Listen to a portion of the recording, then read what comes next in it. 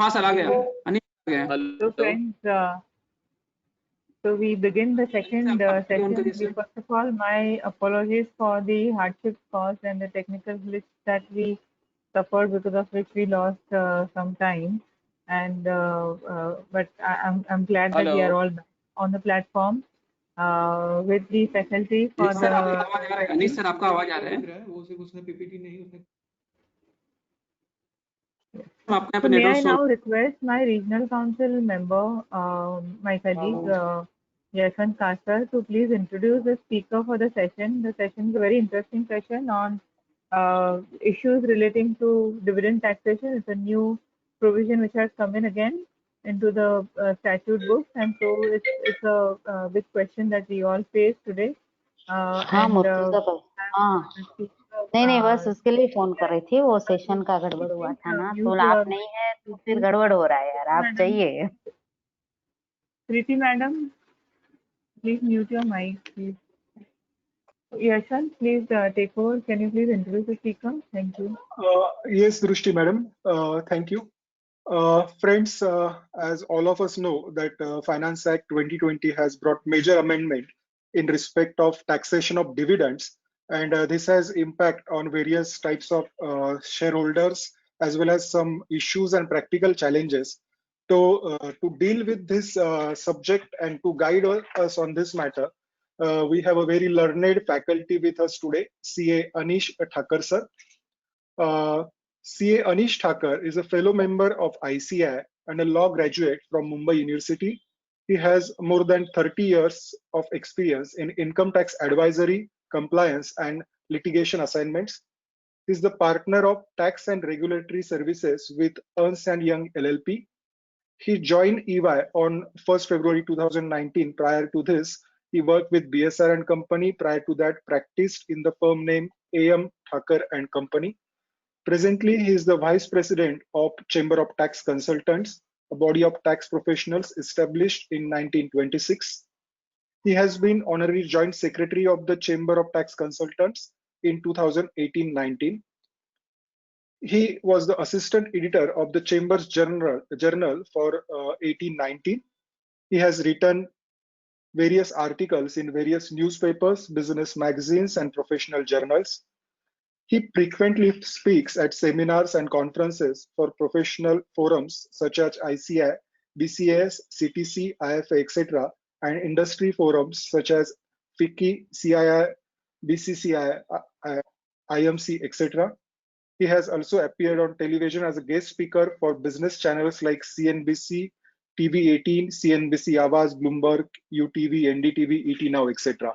So to deal with the topic like taxation of dividends, we have such a learned speaker, Anish sir, with us.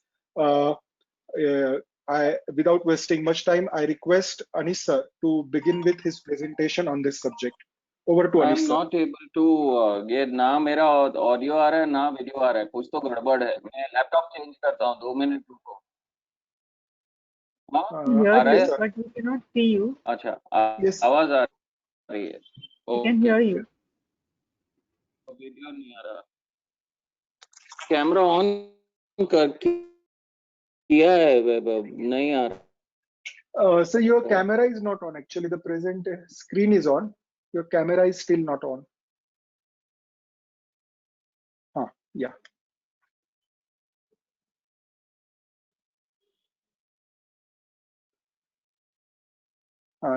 Now we are able to hear you. Okay, now we can you, sir. Yeah.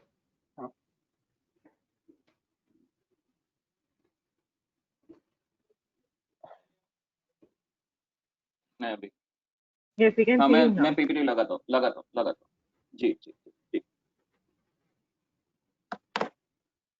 Yes.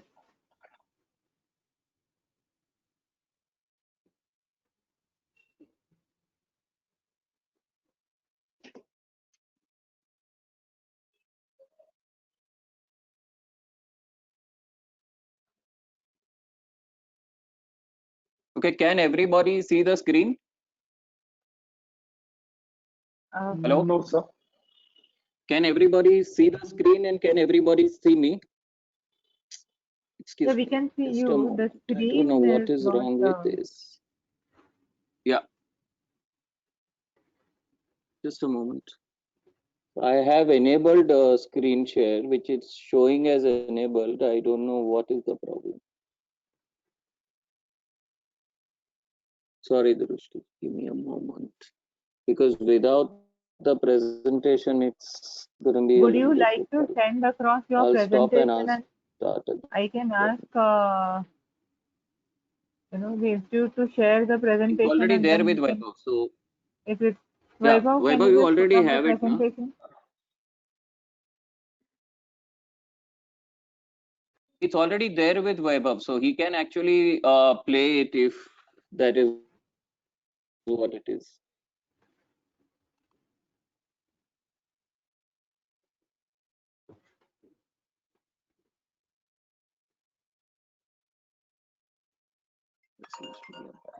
Whose screen is this? हाँ Vaibhav. Okay. Screen share कर रहा हूँ I लेकिन think दिख नहीं रहा screen पे.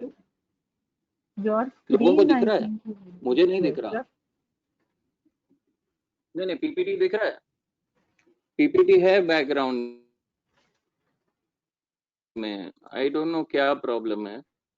मैं एक काम करता हूँ, मैं लैपटॉप चेंज करता हूँ. 1-2 मिनट रुक जाओ, मैं एग्जिट होके वापस एंटर होता हूँ दूसरे लैपटॉप से. मुझे 2 मिनट दो. Otherwise, what we can do is we can just ask Vaibhav to.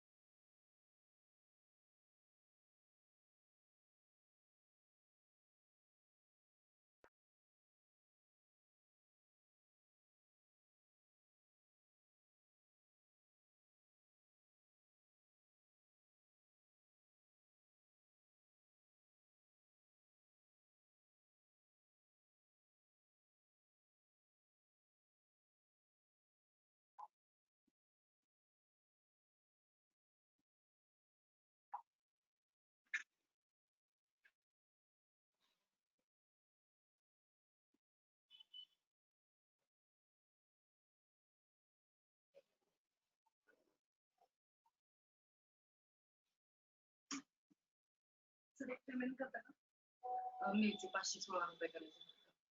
10 मिनिटं ऑनलाईन चालू आहे, करतो लगेच.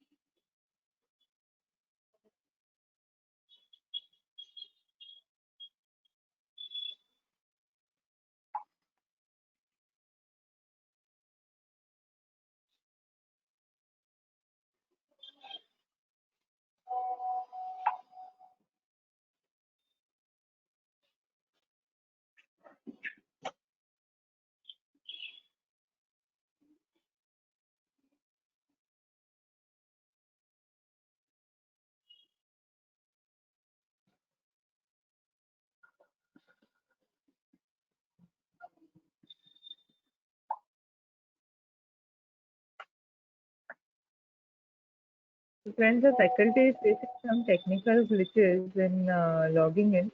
So just bear with us for some time, 5 minutes, and he will be with us very shortly.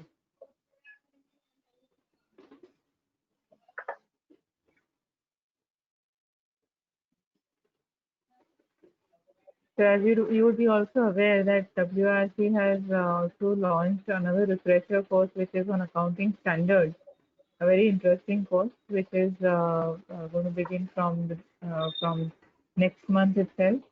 So members are invited to take part in that also.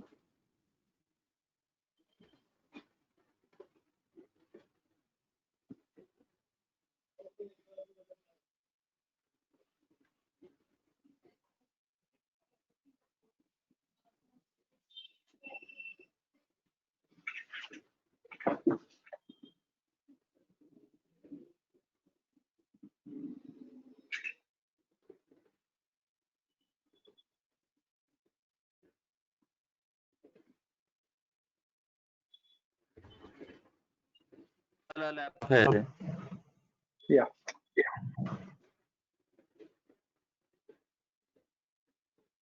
नहीं, share webcam नहीं आया. एक minute. हाँ, show my screen आया. एक minute.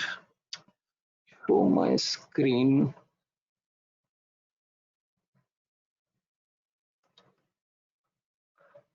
कैसे देना है कंट्रोल? नहीं, कैसे देना है? हाँ.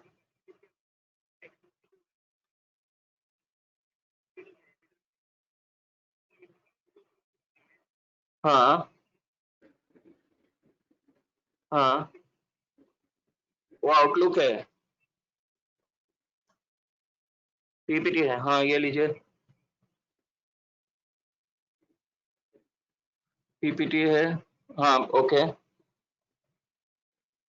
ओके करूँ कहाँ? Okay, we share can my see your webcam को ओके Yes. करना.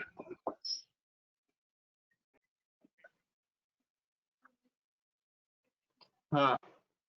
हाँ है.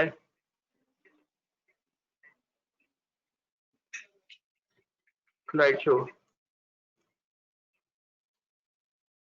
हो गया. Sir, it's visible now. PPT is also visible. All right. Okay. Okay, then I'm sorry. We can start. My apologies for this whole challenge on the technology. I'm going to turn off my webcam. It is showing slow network connection. So please bear with me. Right? It's my computer it's slow network, and therefore please turn off your webcam. So I'm going to turn off my webcam. Thank you very much. And apologies for this glitch in technology. I hope everybody can hear me and at least see the screen. Yes, very well. Thank you very much. To start with, let me express my deep gratitude to the Western India Regional Council of the Institute of Chartered Accountants of India for getting me here and allowing me to share my thoughts on taxation of dividend income. I know we've budgeted a very short session, which has been cut down even further by the technological glitch that has happened. So we'll try and wrap up this session as quickly as possible. Of course, if I am going too fast or if there are any questions, please do let me know. So when our president was speaking, he was saying that we need to reskill. And when we look at dividend, it's not reskill, it is in a way to go back into the past and learn from something in the past. Of course, there are things which, of course, we will have to learn, but the whole spectrum has been overturned by making rapid amendment or making amendments which have gone back and forth. So prior to 1st of April 2020, dividends which were distributed by an Indian company were exempt in the hands of the shareholder, but a distribution tax was payable by the company at the rate of about 20.56%. Whereas what has happened now is that from financial year 2021 onwards, i.e. from this financial year onwards, assessment year 21-22 onwards, dividend income has now been made taxable in the hands of the shareholders. Okay, and for the removal of cascading effect, ATM, the section that used to be there for giving a deduction for distribution of dividend onwards by the company receiving a particular dividend, has now been reintroduced, albeit in a slightly different form. And therefore, we will come back to ATM when we finish the basics of dividend taxation. Okay. Again, of course, we will always have to look at the rates of tax. And if we see dividend versus buyback, clearly buyback now seems to be the more preferred route, because dividend has gone back to taxation in the hands of individuals and HUFs at the normal tax rate, whereas buyback still has a 20% rate of tax plus surcharge plus cess, and therefore that still seems to be a more beneficial way of cash upstreaming. But dividend, again, buyback and dividend are conceptually slightly different, and therefore we'll just look at how dividend will be taxable. So maximum marginal tax rate for dividend will be 35.88%, because surcharge on dividend is capped at 15%. So basically the tax rate works out as 30% of tax plus surcharge of 15 and education cess of 4%, giving us an effective tax rate of 35.88%. For trusts would normally be assessed as individuals, and therefore the rate remains at 35.88%. For LLPs or partnership firms which receive dividend, the rate would be the maximum marginal rate of 34.94%, 30% surcharge tax plus 12% surcharge plus 4% education cess. For an Indian company that receives dividend from any other Indian company, maximum marginal tax rate again becomes 34.94%, base tax of 30% plus surcharge of 12% plus education cess of 4%. And of course, deduction under ATM is available. Before we jump on to the next slide, let us just revisit certain basics as far as dividend taxation is concerned. Of course, we are aware that section 2 subsection 22 of the Act defines dividend, and dividend is defined in an inclusive manner, and there is 5 different deeming fictions which are laid down in section 2 subsection 22, where we have a deemed dividend situation. However, if we delve into the deemed dividend situation today, we will never finish, because it is a subject in itself and there will be a 2-hour discussion on deemed dividend, so we will not talk about that.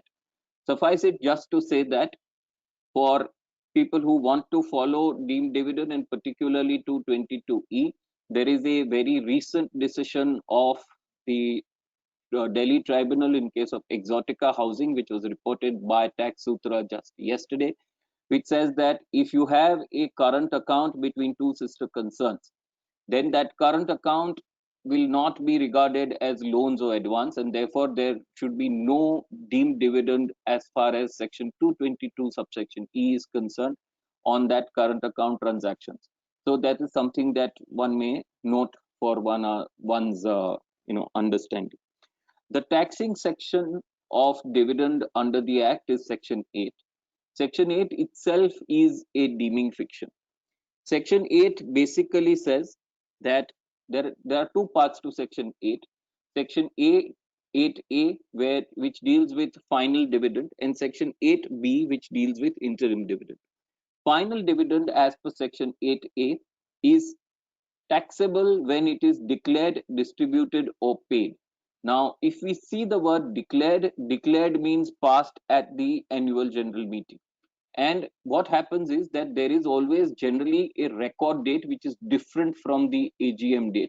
And therefore, in listed companies, you could have a little bit of a challenge where there could be a change in shareholder between the record date as well as the AGM date. But be that as it may, practically, normally, the taxation is always done on the record date. And this is particularly relevant for some of, the larger companies who hold, large number of holdings in other companies, where you may have a situation where, the dividend would be running into a very, very high number, and you could have the cutoff date of 31st March come in between the date of the AGM as well as the date of declaration. Theoretically possible, practically, hopefully doesn't happen, right? But in any case, there is a fiction where it provides that the taxation of dividend shall be when the dividend is declared, distributed, or paid. Interim dividend, as per Section 8B, is taxable when the dividend is unconditionally made available to a member who is entitled to it. That's the language of Section 8B. Again, unconditionally made available could also mean that a journal entry is passed in favor of the shareholder, where the dividend is made available to him by way of journal entry, though the cash receipt may happen sometime later. And there is the celebrated decision of Punjab Distilling in 57 ITR 1, which basically says unconditionally made available is when that journal entry is also passed. As far as we said, deemed dividend, nothing changes except that instead of dividend distribution tax being leviable in the hands of the distributing company, now you will have taxation in the hands of the shareholders at a particular, these rates that we have mentioned in this slide. Compared to dividend, as we saw, buyback probably looks a better cash upstreaming situation. Now, if we look at how tax has to be deducted from dividend, right, then as far as resident shareholders are concerned, Section 194 of the Act provides that there is a 10% plus surcharge plus education cess, which is to be, there's a 10% withholding from the dividend that exceeds 5,000 rupees.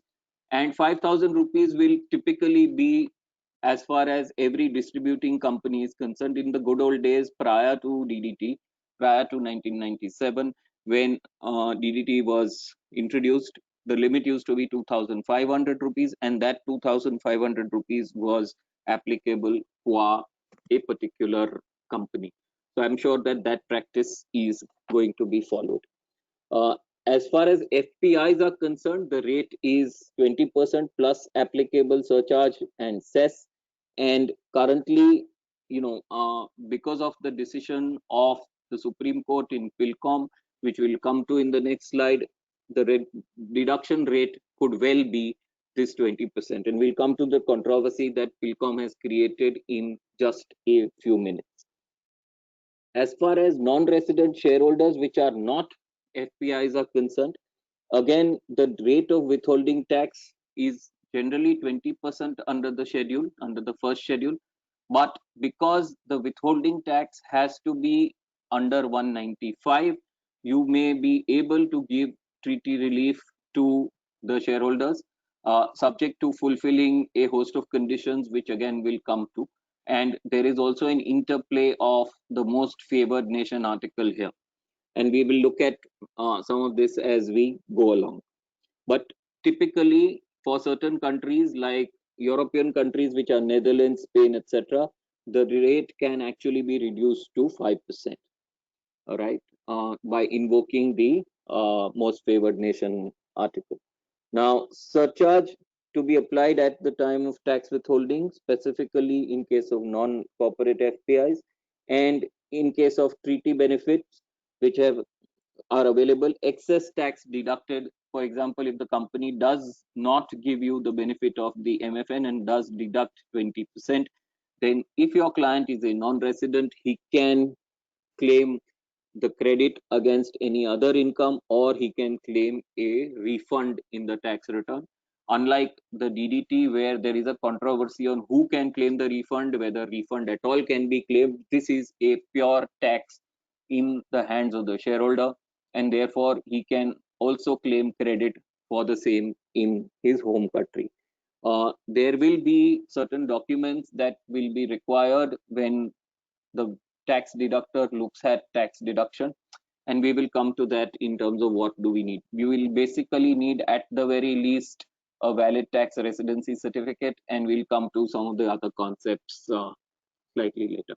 Coming now to PILCOM and the deduction of tax, from particularly where situations arise where there is a specific tax withholding rate. Now, PILCOM's case was a case where there was a company which was set up in Calcutta, which basically was a company where the three cricket boards, the Board of Control for Cricket in India, the Pakistan Cricket Board, and the Sri Lanka Cricket Board, here were joint holders. And there were the World Cup, which was played in India, Pakistan, and Sri Lanka, and where the PILCOM needed to pay certain non-resident sport association for matches played in India as well as matches played outside India.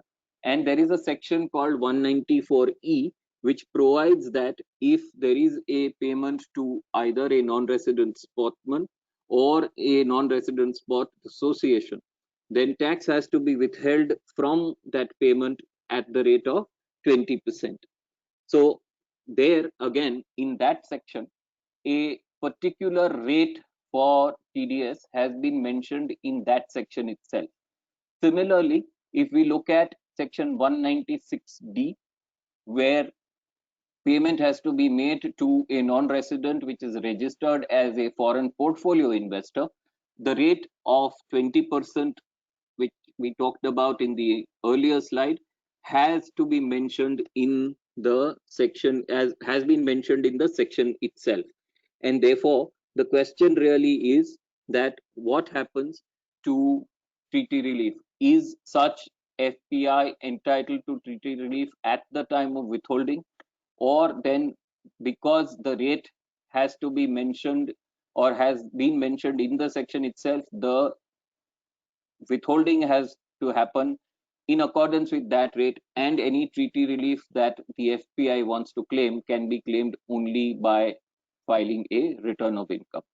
And the interesting part about TDS is that Supreme Court in both Eli Lilly as well as in GE Energy parts, GE's case, both cases has recognized and accepted the fact that TDS and charge of tax are something which go hand in hand.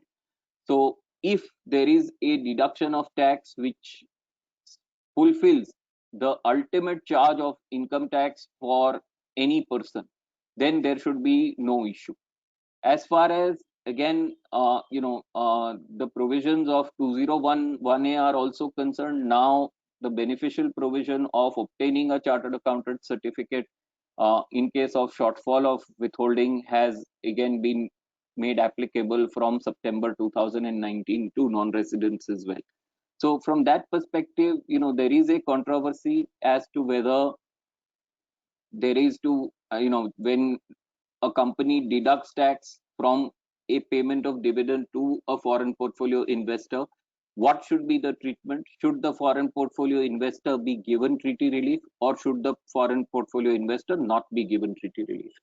And there, the Supreme Court in Pilcom, has held, though it refers to GE as well as Eli Lilly, it basically held that the mere fact that the taxpayer is entitled to the benefits under a double tax avoidance agreement by itself cannot absolve the withholding tax obligation on the payer under the domestic law. While the taxpayer is entitled to the benefits of the double taxation avoidance agreement, the same is to be claimed by the taxpayer in the return of income to be filed by it, and where it is correctly claimed, the taxpayer would be refunded the excess tax so deducted with interest, if any. So there, the Supreme Court, in the context of 194 EE, has said that irrespective of whether the payment made to the other cricket boards was taxable in India at a lower rate or not taxable in India, Pilcom, which was the deductor, had to deduct tax therefrom at the rate of 20% and not bother about treaty relief. As I was saying, that there are two different types of sections. Section 195, which basically does talk about a sum chargeable to tax and a tax deduction in accordance with that sum chargeable to tax, whereas you have these other sections where the rate of TDS is mentioned in the section itself.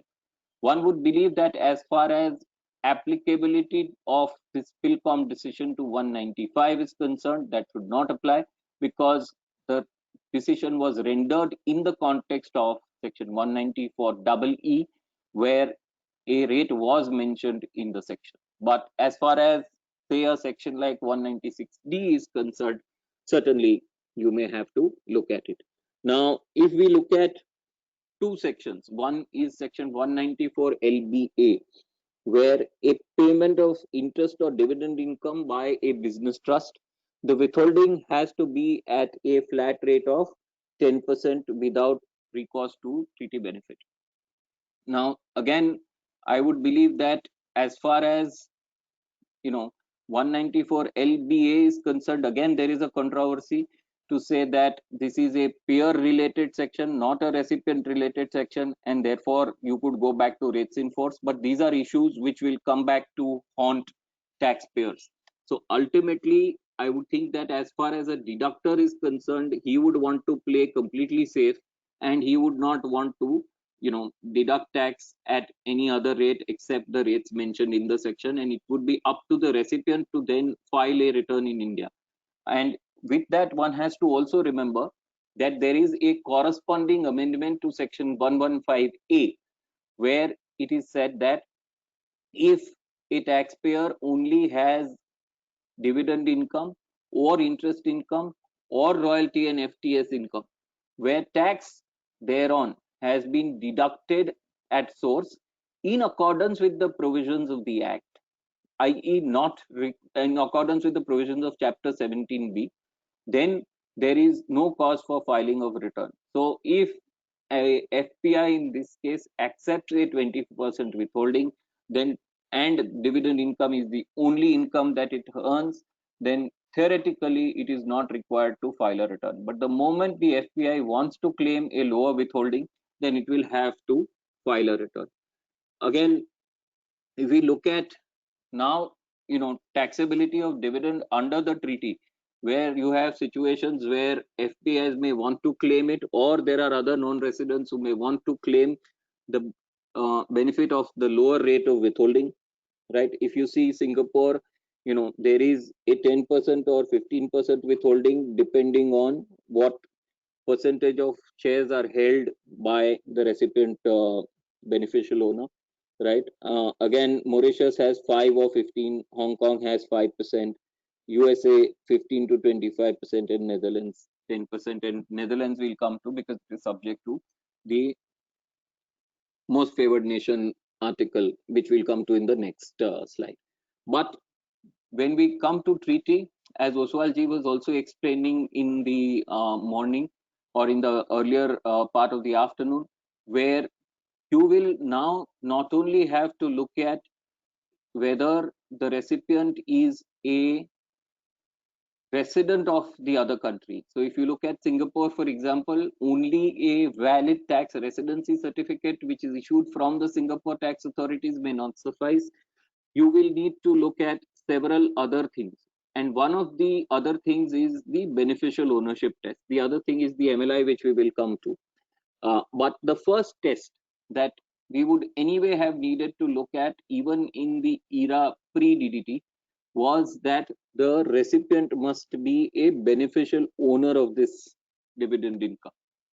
And the concept of beneficial ownership is not there in the tax treaties. It has not been defined, though the words beneficial ownership are used in dividend, interest, and royalty FTS articles. The word beneficial ownership has not really been defined. Neither has it been defined under the Act, and therefore, there are certain examples or guidance which are given in the OECD commentary, and there are certain decisions, be they Indian or be they international, where we can take guidance and interpret what beneficial ownership means. Now, essentially, beneficial ownership is established when a recipient's right to use and enjoy an income is granted by a contractual or legal obligation. If there is a constraint on that legal obligation to pass on the benefit to some other person, then the recipient may not be regarded as the beneficial owner. Now, typically in cases where we have Mauritius holding companies or certain other holding companies in tax favored jurisdiction, you will need to look at beneficial ownership very carefully. Now, for beneficial ownership to be established, you will need to see that the shareholder who receives that dividend income should not own, or should own and hold that dividend for his or her own benefit, and not as an agent, trustee, or nominee of some other person. So clearly, when you have an agency relationship, where you have a trustee relationship, where you have a nominee relationship, the person who receives it, i.e. the agent or the trustee or the nominee, would not be regarded as the beneficial owner. It would be the person for whom the shares are held that would be regarded as the beneficial owner of the dividend. The other thing to look at is that the shareholder should have the entire rights to decide upon the usage of the dividend so received. Now, typically, what would happen is, if one looks at certain agreements very carefully, where the terms of arrangement between a particular special purpose vehicle and its ultimate holding company are mentioned, there one may always have, or one may very well have, a situation where there would be certain averments where the income that is received has to be sent back to the ultimate parent within a particular prescribed time. So there is an obligation on the part of the SPV to basically distribute the income back up. If that is the case, then that would militate against the SPV being a beneficial owner, and therefore the lower rate of treaty under tax withholding under the treaty may not be available to such beneficiary. Now, again, we've talked about this. Shareholders should also have the right and the independence to make decisions in relation to the investment, and not be dependent upon or acting upon the directions of the controlling shareholder. We saw the Bombay High Court decision in Aditya Birla Nuvo, where ultimately, it was held that the company to whom who was selling the shares was really not a party to the joint venture agreement. The ultimate shareholder was a party to the joint venture agreement. It had no powers of its own to decide what to do with the shares. And if those facts are established, then the receiving company may not be regarded to be the beneficial owner. shareholder should bear the economic risk associated with the investment, and which is very, very important, that if the value of the shares goes down, or then the dividend is not received at all for whatever reason, then it should be this shareholder who would need to bear the loss, and this shareholder would be the one who would be entitled to sue for non-receipt of the dividend. If that is the case, then the shareholder which holds the shares in that tax favored jurisdiction should be regarded to be the beneficial owner. And again, the shareholder should not act as a mere fiduciary or as an administrator acting on behalf of the controlling shareholder. So basically, it is really the test of ownership that we see in two of our Supreme Court decisions. One is Podar Cements in 226 ITR, where it was talking about immovable property, and the other was Mysore Minerals in 239 ITR, where it was talking about in the context of depreciation and ownership for the purpose of being eligible to claim depreciation. And there, the Supreme Court in both of those decisions ultimately held that the true test of ownership is a test of dominion and control. So who has dominion over the asset? Who has dominion over the investment or the property that is being considered? Same way, here you will have to see who has dominion over the income. Again, there could be a situation where dominion over income and dominion over assets may be different. So you are able to actually assign a right to receive dividend to a third party, in which case you do not ever become the beneficial owner of the dividend because the right to receive has been assigned by you, though you continue to remain the beneficial owner of the underlying asset. So one will have to apply all of these tests that we are talking about in relation to the income itself. And the OECD has a PURC or PERC test, which it has laid down in its commentary: possession, usage, control, and risk. Risk and control. So PURC, which is again essentially the same things that we talked about in this one. So when we issue a certificate under 195, particularly for dividend that a company is going to distribute, one will have to be very careful in terms of seeing what we need from a beneficial ownership perspective. We'll come to what documents we need slightly short, later. Also, when we are talking about treaty, one important thing to look at for certain select treaties, these are the 6 treaties where we will have to look at the implications of the MFN clause, which are Switzerland, Finland, France, Sweden, Netherlands, and Hungary, right? And there is what is called a most favored nation clause. So in a tax treaty, a most favored nation clause is actually incorporated, where one contracting state grants most favored nation status to another contracting state in relation to a certain specified income stream. And in such circumstances, the residents of this most favored nation country are accorded the same beneficial treatment as has been accorded or extended or may extend in future to any resident of any other jurisdiction that is specified. So typically in all the OECD member country treaties, as per the OECD model, this most favored nation clause exists, where you will say that if in future India signs a treaty with any other country which is a member of the OECD, right, or becomes a member of the or is a member of the OECD, and that treaty is signed subsequent to the treaty with the treaty partner that we are looking at right now. So to take an example, say for example, we're looking at the Netherlands treaty, which is signed say in 1989, if I remember correctly.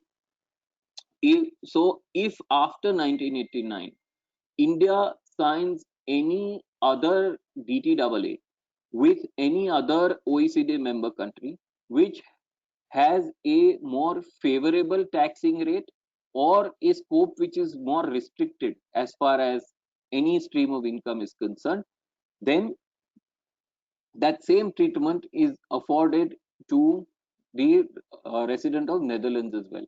We've seen this in the case of make available situations, where, for example, where you are looking at a treaty with a country where there is no make available, but subsequently there is another country with which there is a make available clause, then that make available clause automatically gets incorporated into the treaty with the first country.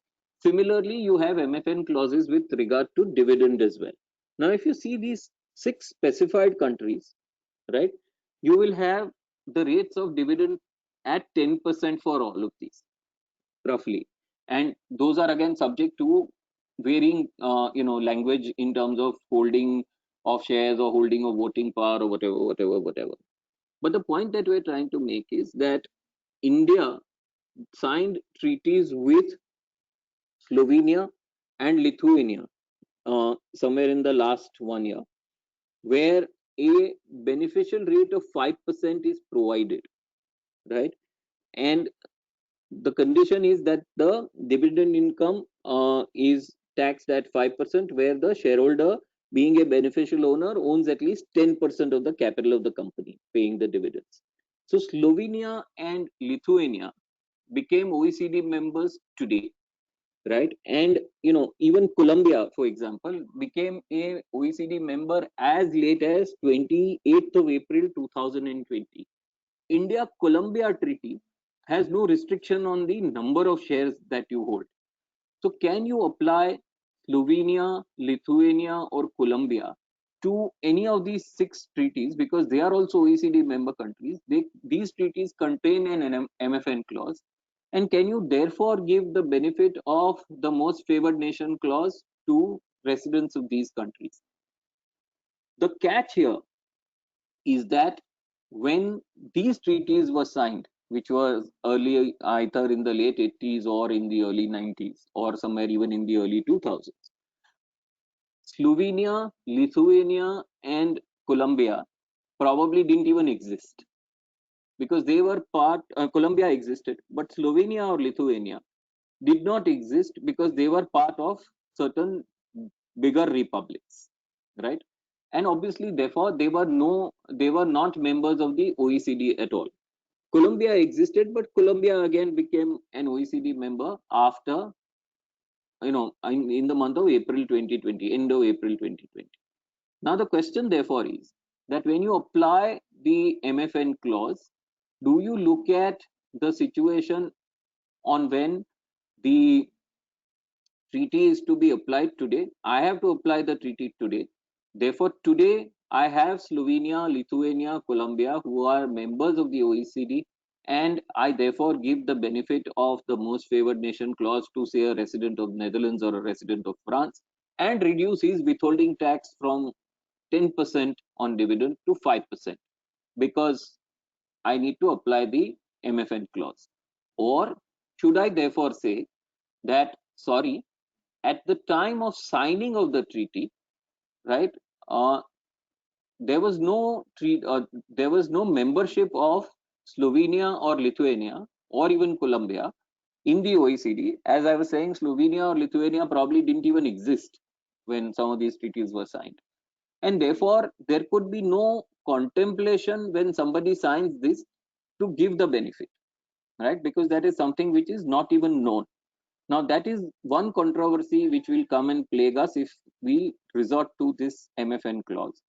Though one has a borderline comfort in the position that ultimately the two countries have agreed to give the benefit if there is a negotiation with a third country with a more favorable tax treatment. So therefore, in all magnanimity, the two countries have to say, all right, I will give you the benefit. And therefore, the source country, which in this case will be India, will forego 5% and will say that, all right, I'm happy with 5% as the tax that I will collect in my country.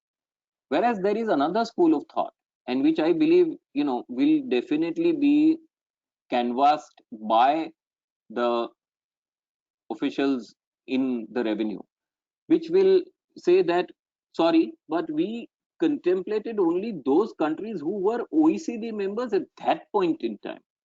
So again, what Oswalji said about static versus ambulatory approach in interpreting treaties is going to be very, very important. How do you interpret these treaties? And I'm sure that this is going to be a situation which will probably, go be litigated at some point in time, because I am sure that, uh, you know, some taxpayer who is a resident of one of these 6 countries is going to take a position that the MFN clause has to apply to me. And particularly when you have some of these FPIs who actually receive a very, very large amount of dividends from Indian companies, it is worth litigating. So I'm sure this is not the last we've heard of this, but I thought I'd put these two views before you such that we are able to appreciate the position. Now, this is what is important as far as claiming of treaty benefit and dividend is concerned. Now, obviously, what do we need? Number one, the person has to qualify for treaty relief and be resident of that particular country. Now, if you look at some of the pension funds, for example, in the United States of America, they are not regarded as persons under the US tax treaty because they are not liable to tax. Their income is not liable to tax in the US. And therefore, we are all aware that there is a controversy between liable to tax and actually paying tax or being subject to tax. And one will have to analyze in each specific case whether a person is therefore liable to tax in his home country or not, and therefore qualifies for treaty benefit or not. Obviously, one another thing that one will have to look at whether he qualifies or not is a tax residency certificate. Now, sometimes, one has to be very careful when you see the tax residency certificate also. Generally, a tax residency certificate will say that, all right, I am therefore a person who is resident under a particular country's tax law. Sorry, my apologies. Sorry, yeah. So you will say that I am a resident of a particular country for the purposes of that particular country's tax law. But it does not say that I am resident for the purposes of the treaty, and that liable to tax situation has not been looked at. So when you give or when you rely on a TRC, please also look at the language of the TRC very, very carefully, and do establish by some sort of due diligence whether that person is actually liable to tax in his home country or not, because a mere TRC may not actually give you any this thing. Of course, you will need a 10F if your TRC is not complete in all the respects. You will also need certain declarations and undertakings, right? And one declaration obviously that we normally take is I am a resident of XYZ country for the purposes of the treaty. But we will also need another declaration to say that I am now also the beneficial owner of the dividend income in order to be eligible for the lower rate of tax deduction from a treaty perspective.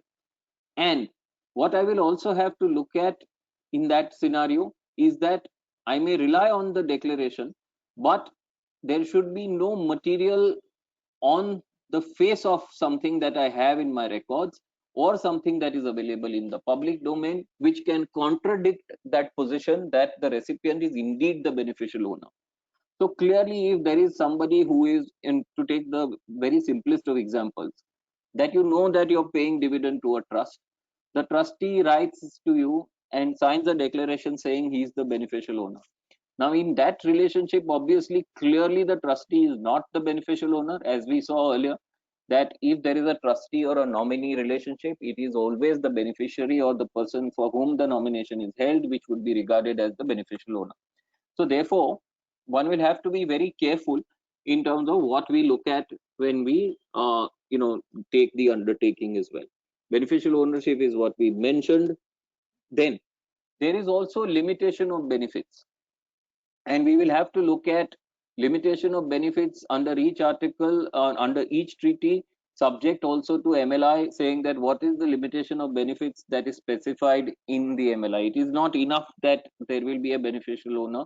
There could be a limitation where you could need to have a particular level of shareholding, you could need to have certain fulfilled certain other conditions. For example, in Mauritius in context of capital gains, we have a limitation of benefit saying that you need to spend a particular amount on operations in Mauritius. The same is the case in Singapore. So you will have to look at each of these limitation of benefit articles read with the MLI under the treaty to see whether you're not falling foul of any LOB clause. And ultimately, of course, GAR and MLI, which brings us to another very interesting situation. Now, say I set up a company in Mauritius in an era where I had DDT, right? So therefore, I didn't even think of a tax benefit as far as dividend is concerned. But now when I apply a withholding tax as far as Mauritius is concerned, if I hold a particular number of shares, then my withholding tax is only 5%, whereas under domestic law, my tax rate is 20%. So can somebody come back and say that, look, you set up this Mauritius special purpose holding vehicle only and only to claim the benefit of dividend also, right? And there could be two scenarios where one may have to look at this. One is a scenario where my structure is so old that it predates the dividend distribution tax era also. So say it is in the early 90s, prior to 1/4/99, when dividend distribution tax became applicable. Or then there was one intervening year, financial year 2-3, where dividend distribution tax was not there and it went back to the classical system of taxation. So in those situations, can I look at GAR or MLI and say that one of my principal purposes or my main purpose, as the case may be, would be the availing of tax benefit as far as dividend is concerned? I would believe that at the very least, if I am set up in the DDT era, then there can be no question of tax benefit, because at that time the tax benefit did not even come into my mind when I set up this holding company in Mauritius. So as far as capital gains is concerned, one may have to look at an independent set of establishing the non-applicability of GAR. But as far as the dividend taxation is concerned, if I am set up in a DDT and exempt in the hands of the shareholder here, then I would think that this should not be relevant. But again, the jury will be out on this. As far as the older structures are concerned, again, the older structures, one will have to look at it on a case-to-case basis. Obviously, when we set up a particular structure, all of these structures are set up because you want a particular benefit as far as not only tax is concerned, but the time zone is proper. Mauritius has an Indian population. The administrators are very capable there. They know what to do. The cost is lower than setting it up in any other country, easier to wind up, so on and so forth. All of those reasons that we give generally. But I would think that as far as GAR or MLI is concerned, one may have to look at those structures in a little more detail, with a little more tighter lens, as compared to a structure that is set up in a DDT era. So that was the point that I thought I would leave with you before we get on to our most important part of dividend taxation, which is ITM. Now, as far as ITM is concerned, we saw that earlier dividend used to be taxed in the hands of the distributing company. There was no question of taxation in the hands of the shareholder. And there used to be a huge issue as far as 14A is concerned, and therefore there was a section of the public which did believe that dividend should be taxed again in the classical system. Of course, at that time, unfortunately, these exorbitant rates of surcharge were never there, and therefore nobody actually envisaged that dividend would get into that. And after which then the government actually reduced the rate of surcharge to 15%, as we saw. Now,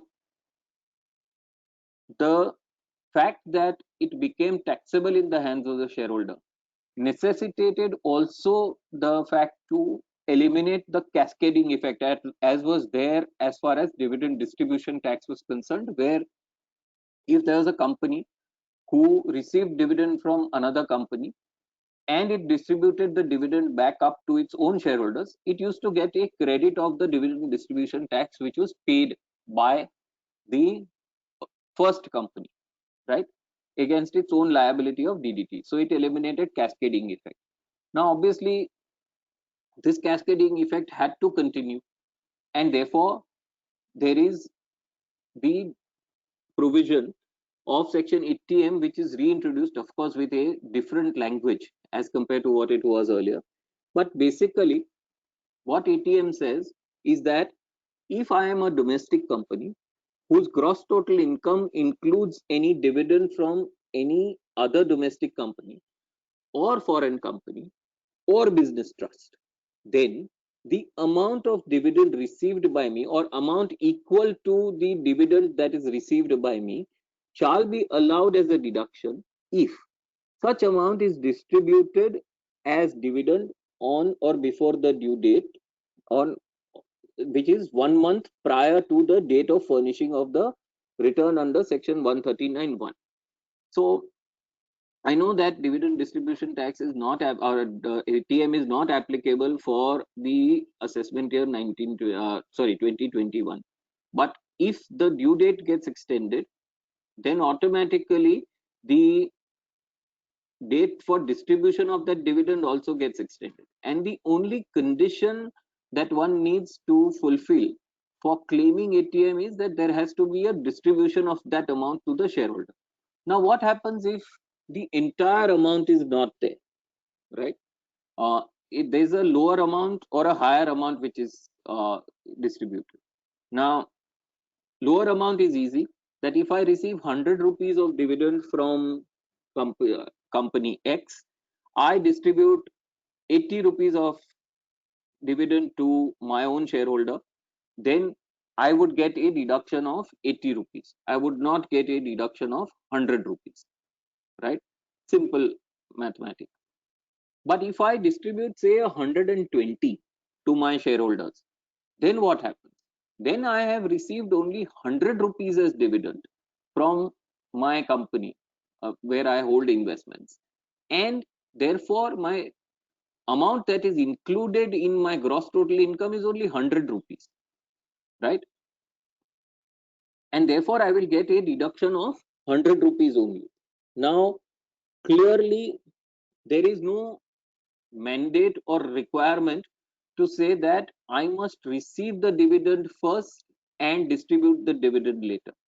So long as I have distributed dividend within that time specified, which can be within the financial year, it can be a period after the financial year, which is 1 month from the date of filing of the return, prior to the date of due date of filing of the return, I should be able to get a deduction under section 80M. So if I distribute, say, dividend in the month of April 2021, for example, and I or April 2020, for example, and I get a dividend in, say, September 2020 or in March 2021, I should still be able to claim the deduction or claim the set off. There is also no requirement to use the same money. So again, because the sequence is not there, the money also should not be the same. So it is not that I may use a different source of funds for distributing my dividend. So even if I say receive dividend from company X, say in the month of July today or June today, and I use the money for setting up of my factory, but I have a different revenue stream and I get some money from a different revenue stream, say in the month of January, and I distribute that on to my shareholders in, say, the month of April after my AGM is done, then I don't think there should be any issue as far as claiming of the deduction is concerned. Also, important thing is I can set off preference dividend received against equity dividend distributed, or equity dividend received against preference dividend distributed also, which means that there is no requirement to have the same genre of dividend to be distributed back to my shareholders. So I may hold preference shares in a company and I may distribute equity dividend to my shareholders, I should still be able to get section 80M deduction subject to the conditions of distribution before that specified date being fulfilled. Now, what happens if there is no physical distribution, but there is an actual amount of or there is a journal entry, as we saw in the Punjab Distilleries case? There, I would believe that again, physical receipt is not required so long as the dividend is unconditionally made available. I have got it, I have offered it to tax, I should be able to claim the deduction for ATM because it is included in my gross total income. As far as dividend received from foreign company is concerned, again, I should be able to get a deduction of dividend to the extent I distribute it to my shareholders. Same is the case for business trust. If I receive dividend from an AIF or a REIT or an InvIT, I should still be able to get a deduction for dividend that I distribute back up to my shareholders. Now, 2 or 3 things. Say for whatever reason I receive some kind of dividend in kind. In India, I know you cannot distribute dividend in kind, but say I am a shareholder in a foreign company. That foreign company distributes dividend in kind to me. I get ownership of a particular asset. So long as I offer that receipt of that asset to my income and that amount is included in my gross total income, I would believe that to that extent also, I should be able to claim ATM if I am able to distribute the amount to the shareholders, or to the extent I am able to distribute the amount to the shareholders. Sorry, my slide just went off. Yeah, thank you. Again, if there is a foreign company that becomes a resident of India due to POEM being satisfied here, that company, to my mind, will not be eligible for claiming section 80M, even though it may distribute this India earned dividend to its own shareholders. And it may be treated as a resident for the purposes of the Income Tax Act, but one would believe that that foreign company will not be subject or eligible to get the deduction under ATM. The gross total income should include the amount of dividend received. So take a case where, say, I have certain income, but I also have unabsorbed depreciation which I can set off against income under any head, and I use the set off of the unabsorbed depreciation, and therefore as a result there is nothing left in my gross total income. In which case, even though I distribute dividend, I would believe one should not be able to claim the deduction under ATM, because ultimately, there has to be the dividend which is included in the gross total income, that only should be able to be liable to take the deduction for. So again, if I have 100 rupees of dividend income, 80 rupees is set off by way of unabsorbed depreciation, 20 rupees is left, 20 rupees I distribute, say 100 rupees again back up, but I will be able to claim a deduction only of 20 rupees. So dividend, the deduction will never be able to exceed the amount of dividend that I receive. Obviously, this is a deduction from the gross total income. It is not a deduction to be claimed under MAT, and therefore there is no issue. There can be certain situations where we can play around with some of the numbers and exercise choices in terms of, say, for example, we want to, we have unabsorbed depreciation and we have 2 streams of income against which we are setting it off. So if, say, I have 100 rupees of business income, I earn 200 rupees of dividend, I have 150 rupees of unabsorbed depreciation. Can I say that my first 100 of depreciation will go against my business income, the balance 50 only will go against the dividend income, and therefore I will have 150 rupees of gross total income, which will be represented only by dividend, and therefore I will be able to claim a deduction of 80M to the extent of 150 rupees. One would believe that that is certainly possible. And of course, there is net dividend and not gross dividend, which is eligible for depreciation. We have the famous case of Distributors Baroda, 155 ITR, page 120, where it has been held that you have to take dividend on the net income, and we'll come to the proviso to section 57. The proviso to section 57 basically says that you cannot get any deduction for any expenditure as far as dividend is concerned, except to the extent of interest that you pay, and that interest that you pay should also not exceed 20% of the dividend received. So even if you pay more interest, you are entitled to set off only 20% of your dividend income against your dividend income. The balance interest, you will have to see whether it is eligible for you under any other section or not. If you are going to say that no, it is only for earning dividend income where you hold the shares as investment, then I would be very constrained to say that you should be able to claim it as a deduction under any other head. But again, this would depend on the facts and circumstances of that case. We have the good old decision of Rajendra Prasad Moody, 115 ITR, page 519, which we'll have to rely on. So let us take some case studies and we understand some of these concepts. Now, when we talked about net or gross, this is an example that we can see. I have business income of 200 rupees. I have dividend income of 100 rupees. I have interest expense of 20 rupees, right? My gross total income is 280 rupees and my dividend upstreamed is 100 rupees. Now, should I be claiming a deduction of 100 rupees, which I have upstreamed, and my dividend also is 100 rupees? Or should I be claiming a deduction of 80 rupees, which is 100 minus 20 in this case, right? And take a situation, we took this situation where we have other sources of income also. Can I look at setting off this 20 against some other sources of income also?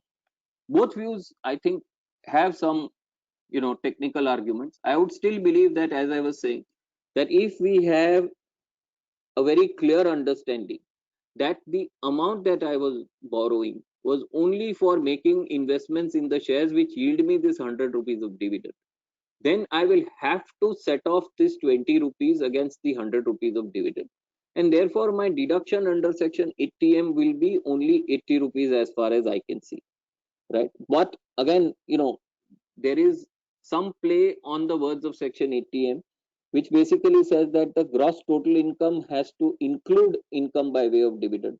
So I would think that, again, if I also look at that words very strictly, then what we are talking about is only the net dividend and not gross dividend. Of course, we have to say that, again, there are other sections which are 80RRA, 80QQA, etc. That the intention of the legislature is always to tax the net income, right, and not the gross income. There is a Supreme Court decision rendered in the case of section 80T, which is, I think, Venkatachalam or some name which I have now forgotten, but where the section 80T was a different section and the language was different, and on that basis, there was an attempt to canvass a view that you can claim deduction on gross, but I would think that would be very difficult. Now, if we look at the other issue, that we look at, say, foreign tax credit, right? What would be the situation? Now look at a situation where I have ICO 1, which holds shares in FCO. It also holds shares in ICO 2. ICO 1 receives shares dividend of 100 rupees from FCO. It receives dividend of 400 rupees from ICO 2, right? And there is a dividend that is distributed of INR 100, right? Now, we are all aware that dividend that we receive from a foreign company is taxed at a lower rate of 15% under section 115 BBD. Therefore, can I in this situation say that this deduction of 100 that I want to claim, I will claim against this deduction of the distribution of dividend of 400, and I will pay tax at 1500 plus whatever tax I have paid on this income in the foreign country, right? I will also claim as FTC. Now, if we see the wordings of section 80M, the deduction will be available to the extent that the dividend was received in the, or with the amount received which is in the included in the gross total income. The section does not distinguish or prioritize distribution of dividend from foreign company or an Indian company. So therefore, it may be possible to take a beneficial allocation by ICO 1, where the dividend from specified foreign company, which is taxable at this 15% concessional rate, is left intact, and you can claim the deduction against something that you would pay tax at a higher rate. So the amount distributed can first be set off against the Indian dividend income. Now, as far as foreign tax credit is concerned, right? Say whatever I have included in the gross total income, okay, is going away by way of the deduction under section 80M. Then there is a question of whether I should be able to claim foreign tax credit on that income or not. And it is, though one would say that all right, there is an inclusion of income prior to my gross total income, but ultimately when I am looking at taxable income, right, there is no inclusion of that income. So for example, ignore this example for a moment. If one were to look at only the 100 of dividend received from the foreign company and the 100 being distributed back up to ICO 1's shareholders, then could ICO 1 also claim the FTC? Because it says something has to be included in the gross total income. Gross total income, as we know, is something which is pre chapter 6A deduction. So can we look at a situation where I can claim FTC also and I can claim deduction under section 80M also? I would believe that, again, two views. One would believe that it would be very aggressive to claim it because that income is not doubly taxed. But again, I'm sure that this is something which will again be a controversy. If I come to the, I think this is the last issue now. Yeah, this is the last issue. Look at the dividend income in taxable as income from other sources and allowance of Indian expenses. We've seen this very conceptually, but let's look at it again, that section 56 specifically covers dividend. Sorry, this section 56 is a typo. Section 56 specifically covers dividend within its ambit. Dividend will be taxable under the head income from other sources, irrespective of whether the investment in shares is classified as stock in trade or is treated as capital asset. So if I have this dividend which is otherwise classified, or the shares which are otherwise classified as stock in trade, as per section 57, my deduction will be restricted to only interest expense, and that too not exceeding 20% of dividend income. Arguably, expense will not be allowable as a deduction in the absence of dividend income. So if there is no dividend income at all, but I have borrowed money to pay, and I'm paying interest for investment in those shares which are held as stock in trade, then can I claim a deduction under section 36(1)(3) to say that, look, I have no income from dividend in this year. Therefore, there is no need for me to go to either section 56 or the proviso to section 57. And therefore, whatever interest I am paying is for the purposes of my business. Section 36(1)(3) is a very, very wide section, and it should permit me to claim a deduction of the interest that I pay, right? Again, this is a issue which we'll have to see, and we'll have to test in the courts.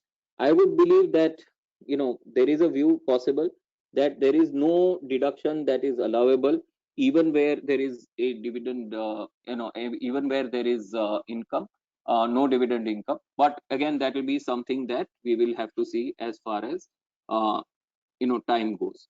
So with that, let me finish this presentation, and happy to take any questions that you have. I'm going to switch on my camera again. Sure.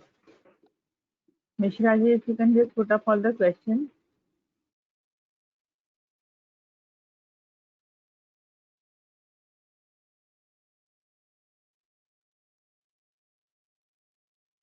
दे रहा हूँ madam, कैसे दे रहा हूँ।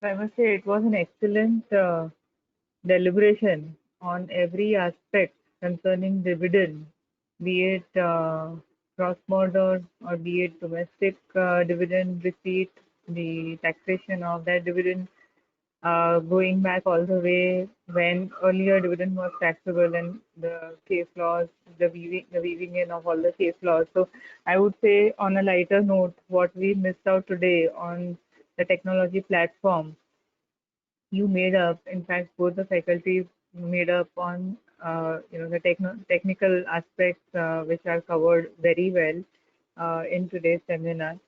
Now I think we have the questions. Can you read the questions? Yeah. So it is a bad situation that such large number of participants have to wait endlessly.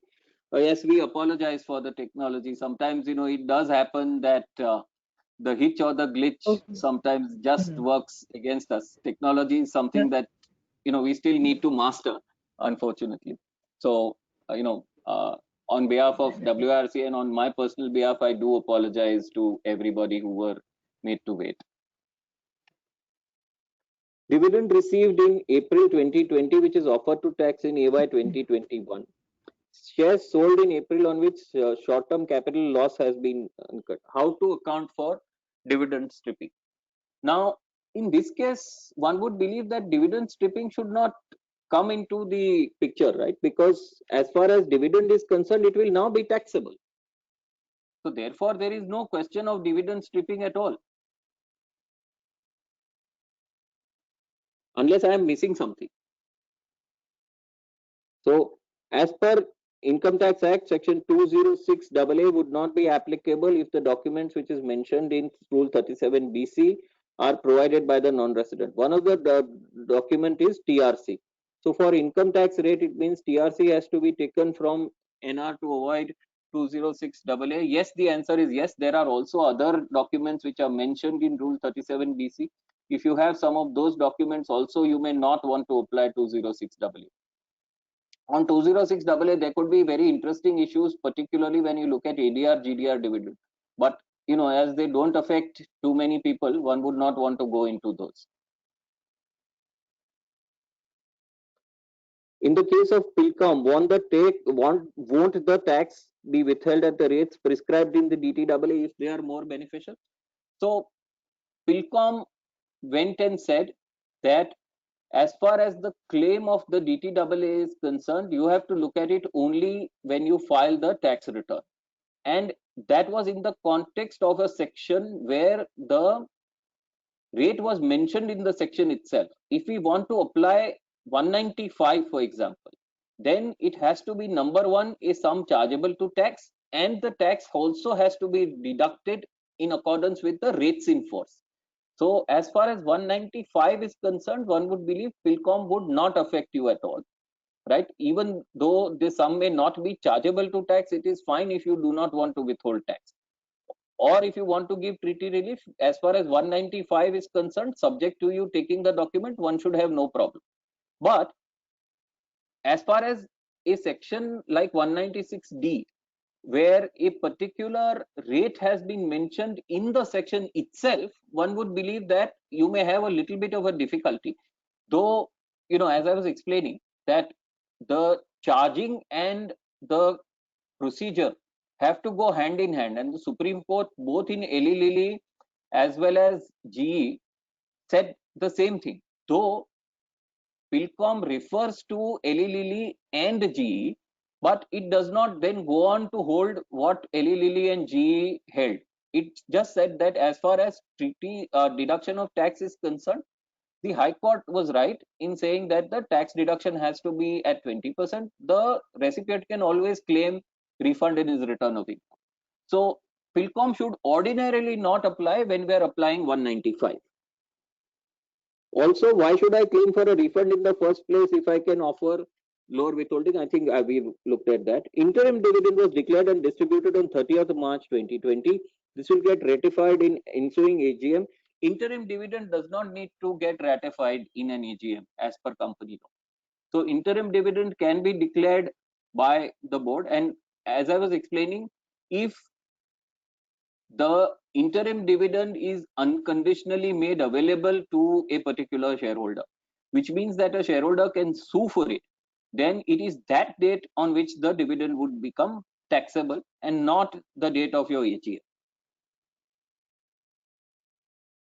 So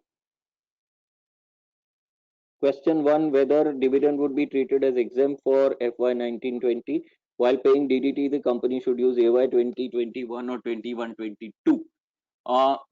Again, this would be a practical challenge in terms of what assessment year you would use. Again, it would depend on which year you would want to account for it. If you want to account for it in assessment year 2021 and you would want to pay DDT, then the question of taxability in the year in the hands of the shareholder should not arise. But yes, you could have a situation where you paid the DDT, but the EO holds that it is taxable in the hands of the shareholder, in which case then either you will have to go and claim the refund or the shareholder will have to contend otherwise. If the investor transfers his shares to his share broker for margin purpose, then dividend of the shares will be credited in whose account? Share broker's account, sorry, in share broker's account or the investor's account. If dividend on shares is credited in the hands of the share broker, then whether the broker also needs to deduct TDS while crediting those. Again, when a share is put for margin into the demat account of the broker does not become the owner of the shares. He is just a trustee holding the shares in escrow, and which therefore means that the broker does not have to pay the tax. The dividend has to be taxed in the hands of the shareholder himself. When should the tax be deducted on dividends pertaining to foreign shareholders? Again, you will have to look at 195 and also the taxability. So payment of credit is what 195 uses. So the dividend, as I was explaining, has to be unconditionally made available, okay, in the hands of the shareholder. He should be able to enforce that credit. Once that is there, practically what happens is that everybody will, as far as listed companies is concerned, will deduct tax only at record date and not earlier.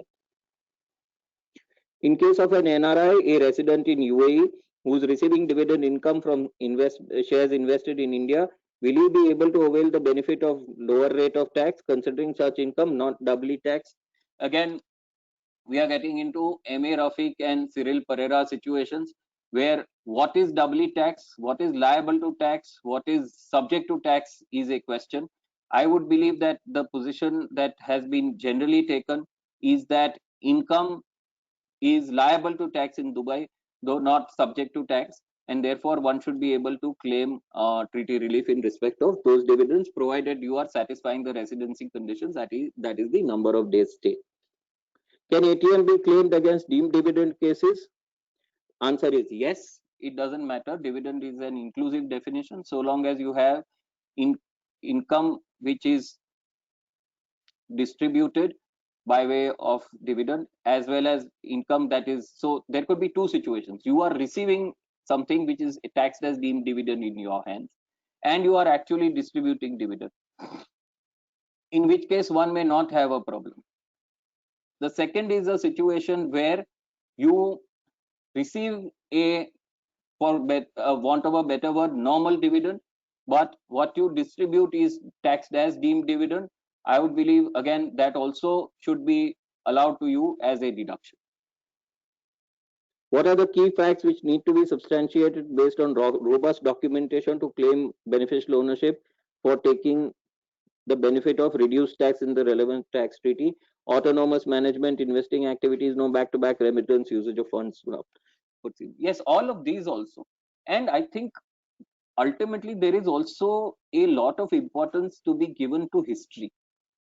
So for example, if this company that you have in a low tax or a tax favored jurisdiction that has, you know, a history of distributing dividends right from the, you know, right, say you, when you receive, immediately it goes back to your shareholder, then the beneficial ownership certainly can be questioned. And it is not for a particular piece of dividend that you receive, it is for the income in general. And therefore, you know, your history also would be reasonably important when you look at all of this. Of course, you know, you may not want to go back 20 years, 30 years, 40 years in history, but if you're, and which is why even when, you know, dividend was exempt, normally what advice was given to all these companies which were located in Mauritius, etc., was that don't distribute the dividend up immediately. Put it in, you know, your bank account for 15 days at the very least, or even 1 month, or even more if you have to.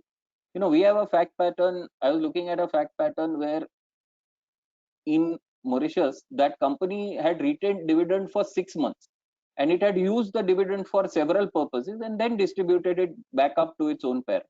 That I would believe is a very, very good fact pattern. So yes, to demonstrate, ultimately it is a common sense answer to see how you are in control of the dividend, you know. But history also, I think, is equally important, is the point that I would want to make, you know, apart from all of this. Yeah, I believe that is it. Thank you very much once again for a patient hearing, and again, very sorry for the technological glitch. There is no need for you to, in fact, apologize.